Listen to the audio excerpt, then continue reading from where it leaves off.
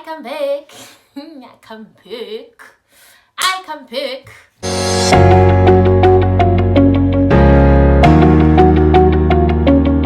Hi guys, welcome back to my channel. My name is Charity Masilela, but you can call me Bonnie, and I come back. And this is so embarrassing that I attempted to start a channel and I just left it there and I just forgot about it. But now I'm here and I'm taking my life serious now because yeah, it's been a long fight. I've been fighting life. I've been fighting academics.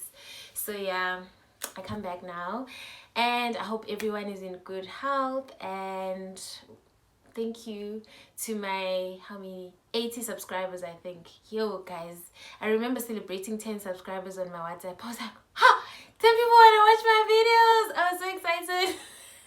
But yeah, that was really so cute, guys, and thank you.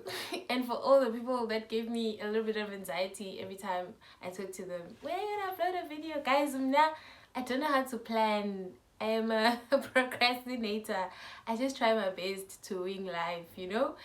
I'll post when I can. That's why I don't have those banners where you just say new video every week, because yeah, no shame. But I aspire to be that person.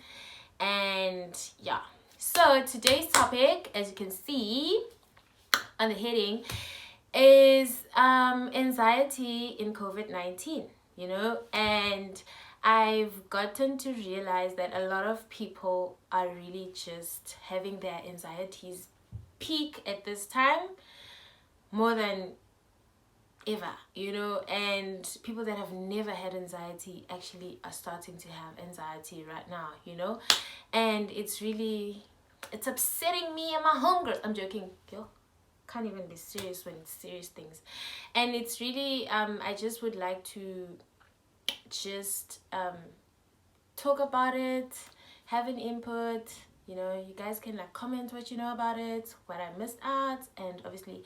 So just a disclaimer, guys, I am not a qualified healthcare professional. So if ever you need more information, please speak to a healthcare professional. Speak to your doctor, speak to your psychologist, speak to your therapist, the counselor, you know. Yeah, just this platform is used just to elicit a little bit of knowledge.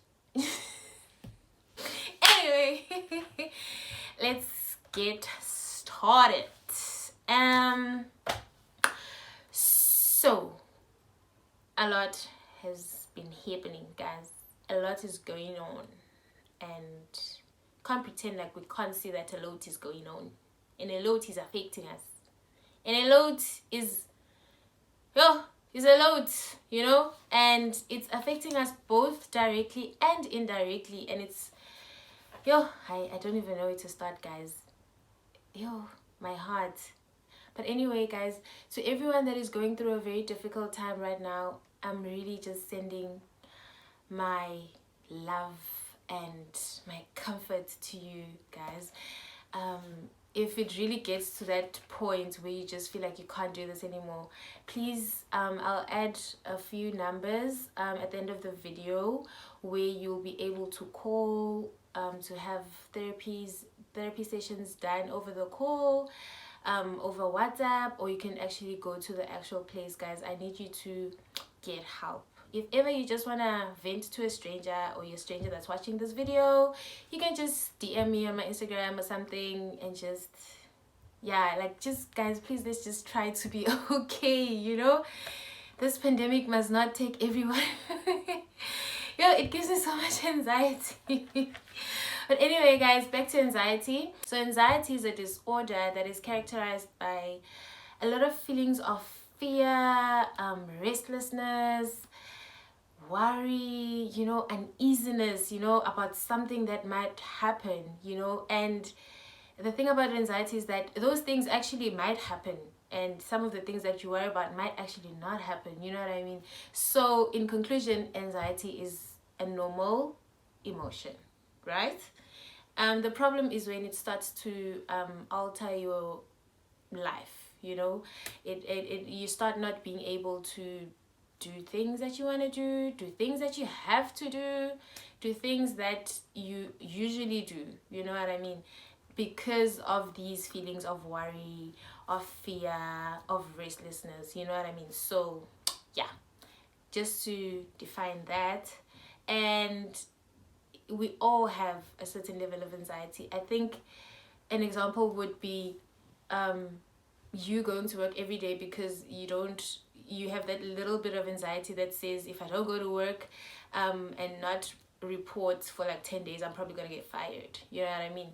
So yeah, we all need a certain level of anxiety to function, but a lot of it is actually very detrimental to our health and our lives.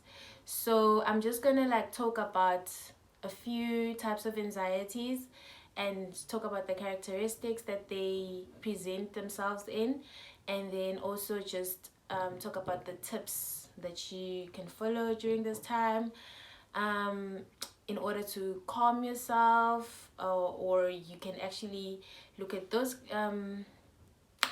effects of the anxiety that you might have. Not everyone's gonna have it. And then decide if you want to seek help or not. So the first and sort of like common type of anxiety is called general anxiety disorder, and this type of anxiety includes the feelings of fear, uncertainties, worry, restlessness, you know, for a period of 6 months. Like every day you feel like this, like every single day you feel like this, to a point where you start having shortness of breath, you start having heart palpitations and then you start to even feel very dizzy, you know. So obviously you're not going to be able to function at work, at school, if you have those type of symptoms. So it's basically affecting your daily life. So that's the first type of anxiety. So panic anxiety is a type of anxiety that is characterized by repetitive and unexpected feelings of fear, which are accompanied by symptoms which include chest pains, shortness of breath, dizziness, and restlessness, and abnormal distresses. So yeah. And then the third type of anxiety is post-traumatic stress disorder, and this is commonly known as PTSD. And this type of anxiety can develop after exposure to an event where physical harm was experienced or your physical body was threatened, you know. And a great example of this was, for example, the looting that just took place recently. The people that were there, that were physically involved, you know, for different reasons. Some of them might have suffered injuries and physical distresses, you know, and that for them their lives will never be the same depending on how each of them took it, you know what I mean. So that experience can cause so much PTSD sooner or later, you know what I mean. So those are the type of situations that can traumatize a person because they were not maybe expecting to be a victim of something like that. So yeah, so those are just the 3 types of anxieties which I thought were almost relevant to what's happening now. So I'm just gonna like discuss a few points that you can do or you can take part in, or those that you're already doing that you can maybe put more of your time in, especially during lockdowns, especially during, I don't know, during times. So the first one, which everyone actually recommends, is to just get physical, do physical exercises, take daily walks or jogs or workouts at home or go to the gym, you know, because it's really great for you, both your mental and physical health. The second one is that you must please sleep well, and the cliche part of it, sleep 8 hours a day, even though it feels very impossible. I don't remember the last time I slept for 8 hours, but guys, try it. If you feel like your mental health is at risk, please try and sleep for like 8 hours. Don't overdo it, you know, and sleep in a comfortable environment, you know. Make your room your sanctuary. Wash your blankets, stay soft. Like, do everything that's gonna make your sleep more pleasurable, that's gonna make you fall asleep quicker, you know. Have a routine before bed. If your routine is your skincare routine, just make sure that you do it, and then your mood is elevated so that you go to bed in a better mood, you know what I mean. If your routine includes religious practices, do that, and just do everything that is gonna fight against the odds of you feeling anxious, basically. Yeah. The third one is to monitor your caffeine and alcohol intake, and this, considering the physical characteristics of anxiety, heart palpitations will obviously be precipitated by your caffeine intake, for example. So you want to try and limit or cut off depending on where your stage of anxiety is. If you're at the stage where you're on chronic, then I would really advise that you cut off on those. And yeah, if you're gonna be drinking, just drink responsibly, occasionally if you can, you know what I mean. Just really just take care of yourself, your diet. Yeah. So one of the tricky ones is the fourth one. I find it very, well, I do it now, but when I first found out about it, I was very, I didn't think it was feasible, but I can attest to the fact that it is feasible. Scheduling your worry time, you know. Schedule 30 minutes of your day and say, okay, for this 30 minutes, I'm going to be thinking about these problems of mine. This is what I'm facing. This is what I'm going through. What am I going to do about it? What can ABC do to help me solve this? Who can I ask to help me solve this? You know, am I going to be able to actually solve this now during a pandemic, for example? If your answer is no, then you don't beat yourself for it, you know. You get to a point where you start accepting your situation, because you're almost caging yourself to this 30 minutes, and you're just deciding that I'm either solving this or I'm not solving this, and this is the reality of it. After the 30 minutes, have a termination session. You know, I'm done worrying now. I'm just going to move on to other things. I'm going to go to the gym, actually. You know, I'm just going to go cook. So the next session will be the next day. So it's not that you're putting your problems under the carpet, but you're almost scheduling, because whether or not you think about this thing 8 hours a day or 30 minutes, it's still there. And those feelings that you get from thinking about it, from worrying about it, will either affect you for 30 minutes or for 8 hours. So the choice is yours. Ta-da! Breathing exercises. I think these ones are just really amazing for temporary relief, you know. They work really well before situations, presentations, you know, before you talk to your crush. Take deep breaths, you know, and yeah, for a few minutes, take a deep breath, hold it, breathe out, take a deep breath, hold it, repeat that. And this process just sends a signal to your brain that no, man, lo muntu lo uyaphila. There are people, they are alive, you know. This proof of life is, you know, proof of life is so important, you know, and it calms you. You can literally feel the calm after doing breathing exercises. So I highly recommend those. And yeah, I don't know what number is this, I forgot. 5, 6. Identifying your triggers. This, guys, is very important. Be able to identify that if I'm gonna walk into this place, I am gonna be triggered. But you have to decide that Am I gonna walk into this place or not? When am I gonna walk into this place? When am I not gonna walk into this place? You know, and you can't say you'll never to go to that place. For example, you need to be at a point where you start during your 30-minute worry time, you start thinking of ways in which you can accommodate yourself in situations where you feel triggered. You know, if your trigger is a person, you start, obviously the first stage of your healing would be maybe to avoid that person, but we live in a very small world, you know. So get to a point where you work on yourself to an extent that when you're faced with that situation, that person, that place, you kind of know how you're gonna act. You know, you kind of know how much trigger you're gonna allow.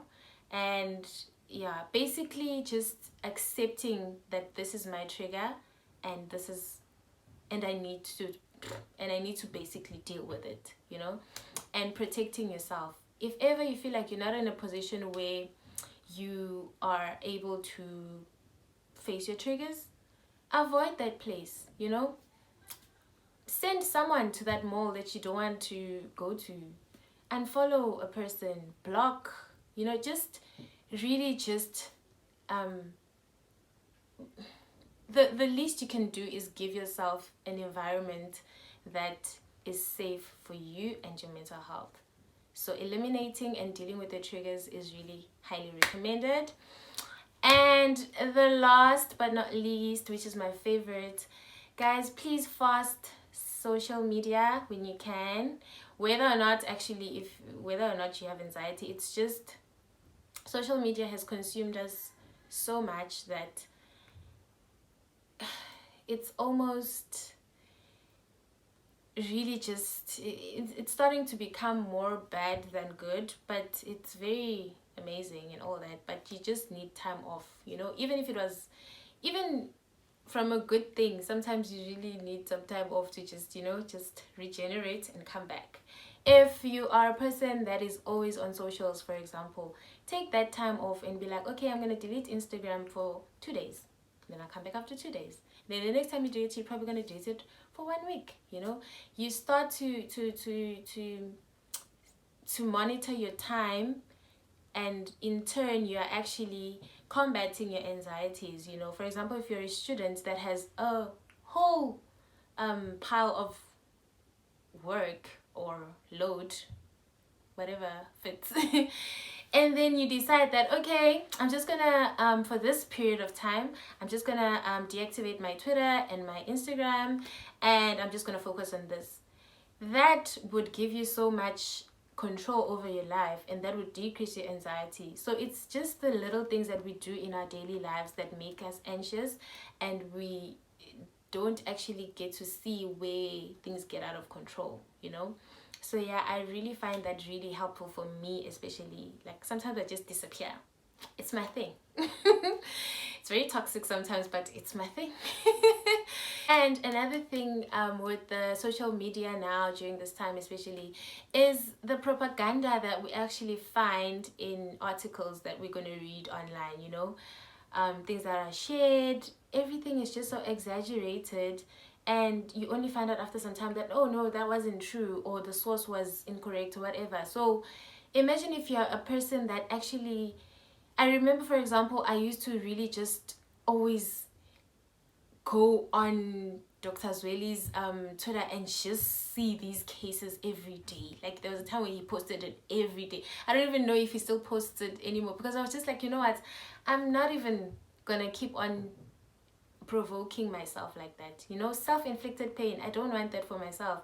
So just because it makes me so uneasy, because I just feel like so many people are sick. Oh my word, COVID is in the air. It really is in the air, but it is like, it be like that sometimes. It is what it is.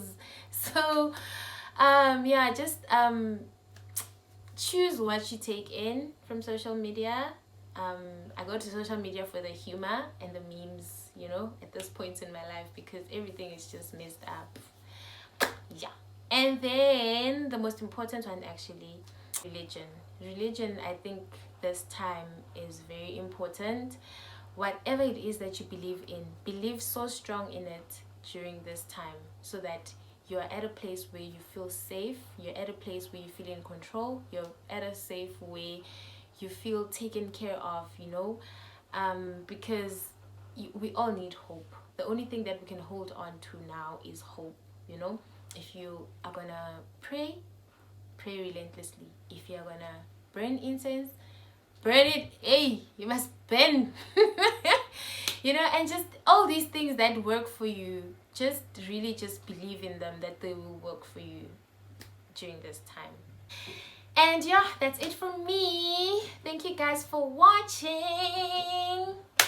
I hope that I see you in my next video. And yeah, oh yeah guys, please take notes of the numbers that I'm gonna leave after the video, and please just keep them somewhere, so that whenever you feel like you're at a position where you need help, seek it. And yeah, I am just a DM away.